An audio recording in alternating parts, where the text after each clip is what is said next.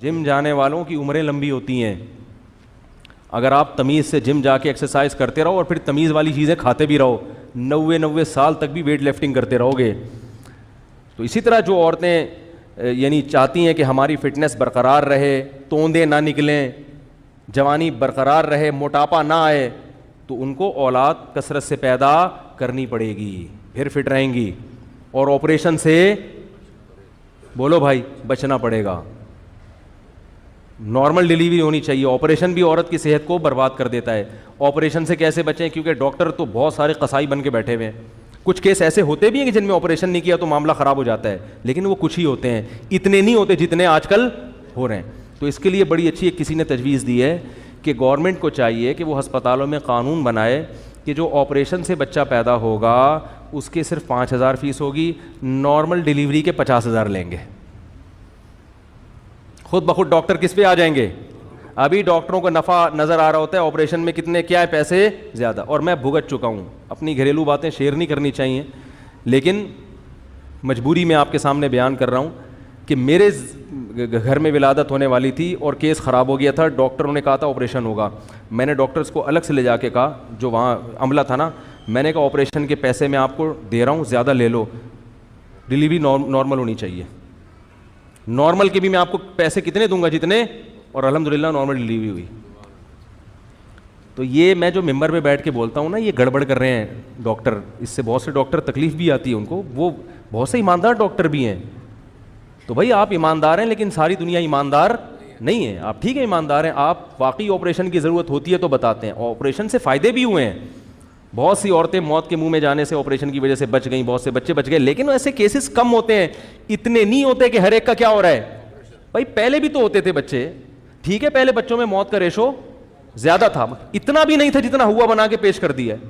میں گاؤں دیہاتوں میں گیا ہوں, وہاں میں نے سروے کیا ہے خود.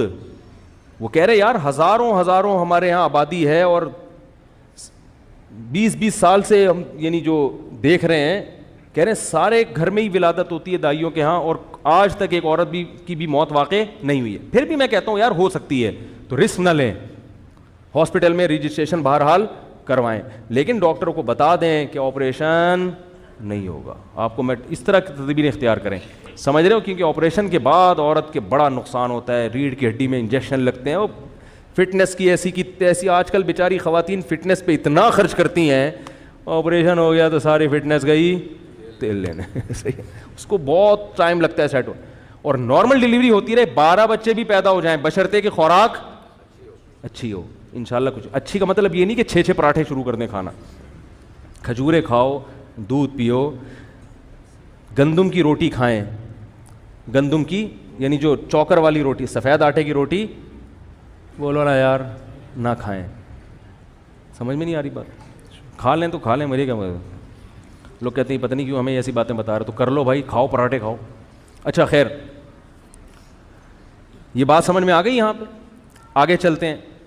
تو یہ میں بات کیا کر رہا تھا, یہاں کہاں سے آ گئی؟ ہاں وہ تو میں نے بتا دیا, اتنے ایسے ٹاپک پہ بات کر کیوں رہا ہوں. تو یعنی عورت کی جو صحت ہے نا وہ کس میں ہے. اور ہاں وقفہ, یہ بھی ایک بڑا اہم ٹاپک ہے, کتنا وقفہ ضروری ہے. قدرت نے یہ چیز ہمارے حوالے نہیں کی, جتنا وقفہ ہونا چاہیے نا وہ قدرت نے عورت میں خود سے ایسے سافٹ ویئر انسٹال کیے ہوئے ہیں.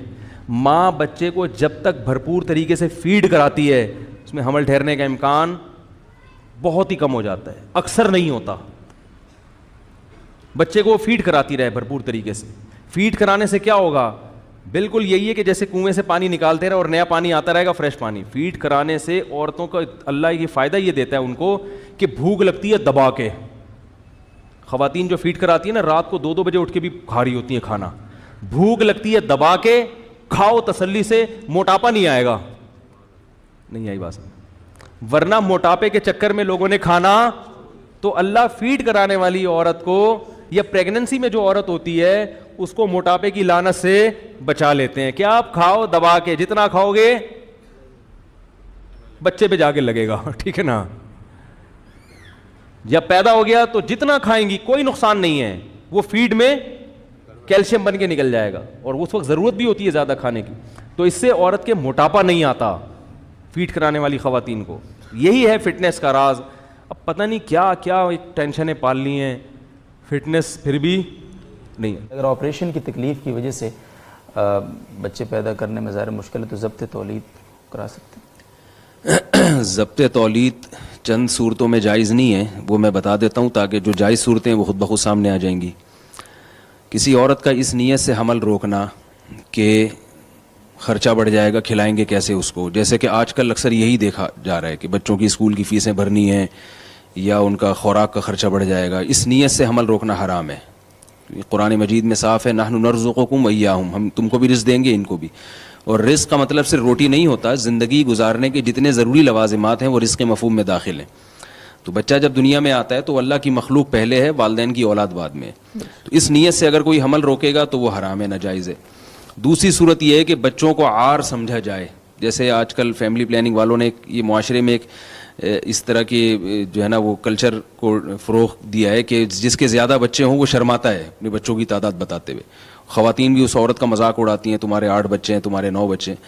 تو جبکہ رسول اللہ صلی اللہ علیہ وسلم نے اولاد کی کثرت کو قابل فخر قرار دیا. فإنی اباہی بکم الامم, فرمایا میں کثرت پہ فخر کروں گا. تو جو چیز قابل فخر تھی اس کو قابل ذلت سمجھنا, تو یہ شریعت کا گویا مذاق ہے. اور قرآن مجید میں بھی اللہ نے پچھلی امتوں سے وعدے کیے ہیں کہ تم اگر نیک اعمال کرو گے میں تمہیں کثرت سے اولاد دوں گا. تو پتہ چلا کہ اولاد کی کثرت ایک فطری چیز ہے, ہمیشہ سے محمود اور یعنی مطلوب سمجھی جاتی ہے, اور یہ قابل عزت ہے. اس میں توہین محسوس کرنا گویا شریعت کا مذاق ہے. تو اگر کوئی خاتون اس نیت سے حمل روکتی ہیں کہ بچے زیادہ ہوں گے تو لوگ کیا کہیں گے, یہ مرد یہ کام کرے یا یعنی بیوی کو مجبور کرے, تو اس نیت سے اگر کرتے ہیں تو یہ بھی ناجائز ہے. تیسری چیز جو آج کل ایک بیان کی جاتی ہے, بچوں کی تربیت نہیں ہوتی, لوگ کہتے ہیں بچے پالنا مشکل ہے. تو یہاں یہ بات یاد رکھیں, تربیت اور تعلیم میں فرق ہے. لوگ ان دونوں چیزوں کو خلط کر دیتے ہیں. لوگ کہتے ہیں چونکہ ہمارے بچے زیادہ ہوں گے تو ہم زیادہ فیسیں نہیں افورڈ کر سکے, تو بچے گورنمنٹ کے اسکولوں میں پڑھیں گے تو وہ پڑھائی صحیح نہیں ہوگی اور ایسے ہوگا ویسے ہوگا, تو لہذا بچوں کی صحیح تربیت نہیں ہوتی. دو چیزوں کو خلط ملط کر رہے ہوتے ہیں. تربیت الگ چیز ہے اور تعلیم الگ چیز ہے. تو یہ باقاعدہ ماہرین نفسیات کہتے ہیں کہ بچے کے قریب العمر اگر کوئی بھائی یا بہن ہو تو اس بچے کی تربیت زیادہ اچھی ہوتی ہے. اور حضرت مفتی رشید احمد صاحب رحمہ اللہ تعالیٰ نے اصل فتاوی میں بڑی مضبوط دلائل دی ہیں اس پر, اور یہ ثابت کیا ہے کہ بچوں کو جتنی ماں باپ کی ضرورت ہوتی ہے نا, بہن بھائیوں کی بھی اتنی ہی ضرورت ہوتی ہے. اور لاشعوری طور پر بہن بھائی ایک دوسرے کی ایسی تربیت کر رہے ہوتے ہیں جو والدین نہیں کرتے. تو یہ فلسفہ غلط ہے کہ بچوں کی تربیت مشکل ہے. بچے زیادہ ہوتے ہیں تو تربیت ان کی اچھی ہوتی ہے. بہرحال ابھی چونکہ موضوع نہیں ہے, اس پر بہت کچھ کہا جا سکتا ہے. تو یہ تیسری چیز ہے, اس نیت سے حمل روکنا یہ بھی بیوقوفی ہے کہ تربیت نہیں ہو سکے گی. پہلے تو بچوں 8 8 9 9 10 10 12 12 بچے ہوتے تھے, ماشاءاللہ سب کی تربیت ہو جاتی تھی. اب جو ہے وہ 1 2 بچے ہوتے ہیں, وہ لاڈ پیار میں بگڑ جاتے ہیں. چوتھی چیز کیا ہے, یعنی یہ تو وہ 3 چیزیں ہیں جن کی وجہ سے حمل روکنا غلط ہے. باقی اگر کوئی اس نیت سے حمل روکتا ہے کہ بچے سنبھالنا مشکل ہو رہا ہے, بھئی ایک بچہ ہو گیا فوراً دوسرا ہو گیا فوراً تیسرا, تو ایک ماں کے لیے سنبھالنا مشکل ہو رہا ہے, 2 2 3 3, ایک وہاں سے روتا ہے فوراً دوسرے کی بھی جیسے گھروں میں ہوتا ہے. تو بھئی اس نیت سے کوئی وقفہ کرنا چاہتا ہے کہ 1 2 سال کا ہو جائے یا 3 سال کا ہو جائے, تو تھوڑا سا بچوں کو سنبھالنا, تربیت الگ چیز ہے, سنبھالنا ایک الگ چیز ہے. بھئی سنبھالنے میں آسانی ہو جائے گی.